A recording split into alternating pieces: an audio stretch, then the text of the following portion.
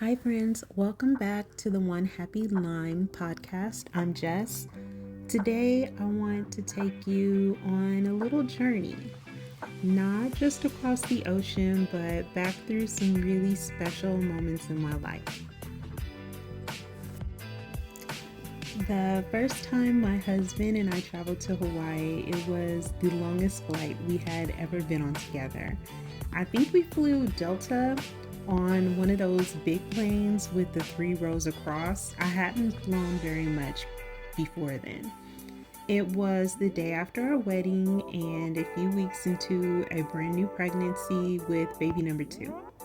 We were so excited to be married, excited to grow our little family, and excited for a one-on-one time before life got even fuller. I had planned everything out, or so I thought. I mapped the distance from the airport to the hotel in Oʻahu, so I'm the cheap one, so anything to save money. It looked like it was just a short walk, 0.5 miles or a half a mile to our accommodations.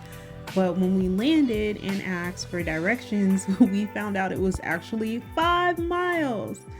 5 miles, guys. Thankfully, we figured it out and we got to our hotel.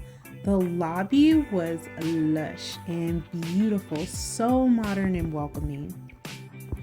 The view from our room showed the ocean sparkling nearby. So we're from California and our beaches are nice, but Hawaiian beaches, it's just a little extra something. I love it. And we felt so lucky just to be there together. Even though our room itself looked like it was straight out of the 1970s, but it was still cool because it was neat and clean. It was all good. Our room was near where they served breakfast, and I remember waking up every morning of our honeymoon to Colby Calais and Jason Mraz's song Lucky, and it played on like VH1.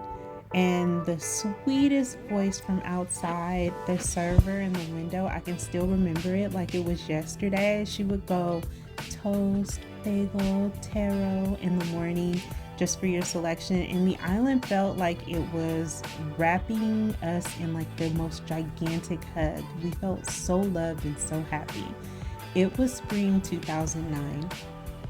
I remember walking through the mall in Oʻahu in like a green tiered maxi dress, and someone stopped us to ask for directions. They thought we were locals. We laughed because that was like a compliment that in the setting we looked so relaxed and so at home. Even visitors thought that we were locals.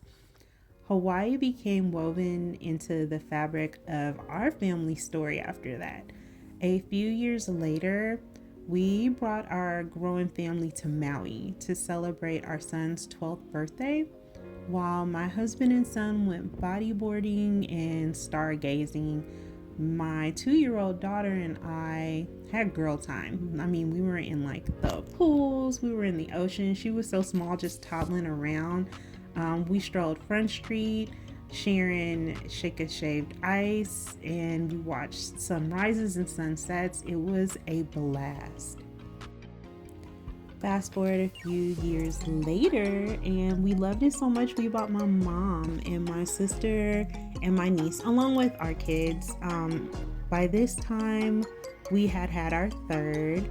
My youngest was just 9 months old, and we had a blast watching the little ones toddle in the ocean, seeing tiny fish dart around their toes, and sharing laughter and meals just together. It felt like pure magic. Years later, we finally visited Kauaʻi. It was breathtaking, wild chickens running around everywhere, JoJo shaved ice becoming a daily ritual, beach after beach after beach. But we also noticed something different.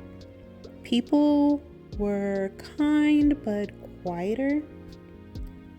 Locals kept to themselves more. Like there were no like aunties striking up conversations the way there were like in our prior trips. It wasn't bad energy, it was just different. Maybe a reflection of how hard everyone is working, how much pressure there is to just simply get through the day. Honestly, it made me think life is rough for so many people right now on the mainland and clearly on the island too. And that's why I wanted to have today's conversation with you. Not just about my love for Hawaii, but about the complicated, important feelings that come with being a visitor in a place that's just so much more than a vacation destination.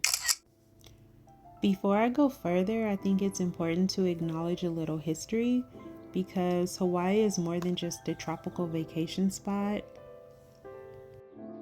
Hawaii was an independent kingdom until 1893 when the U.S. supported a coup that overthrew, and forgive my pronunciation, Queen Liliuokalani.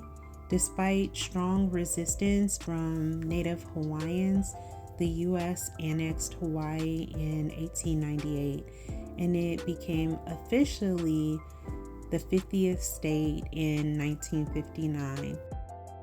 That history matters so much. It's part of why even today, many Native Hawaiians feel the deep hurt of colonization and displacement.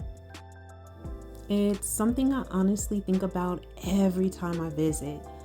Hawaii's economy now heavily relies on tourism, but that same tourism has made life harder for many people born and raised there.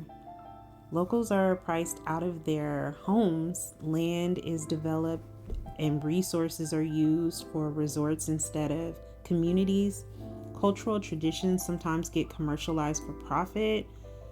And so I wonder, by visiting, am I contributing to part of the problem? Or by traveling responsibly, like shopping local, things that I do, respecting the land, supporting small businesses, can visitors be part of a more positive future? If you have any comments on that, please comment below. Let's discuss. I'll be honest, like so many people, I've dreamed of living in Hawaii one day. I love the beach and I love the feel, but coming from someone who left their beloved home state after being priced out, I get it. I know what it feels like to lose a piece of where you're from because others can afford it and you can't. So if I did move to Hawaii, it would be with full respect of the people, culture, and history. And even then, I'd ask myself, would I be welcomed? Would I be helping or hurting? It's not something I take lightly, and it's why I'm asking you for your insight today. If you live in Hawaii, I would truly love to hear your thoughts. What island do you live on? Do you even want visitors? What's one thing you wish every tourist understood before setting foot on your home? If you're comfortable sharing, please leave a comment, a message, or even just a story. I have so much to learn and I'm here to listen. Thanks for letting me share my heart today.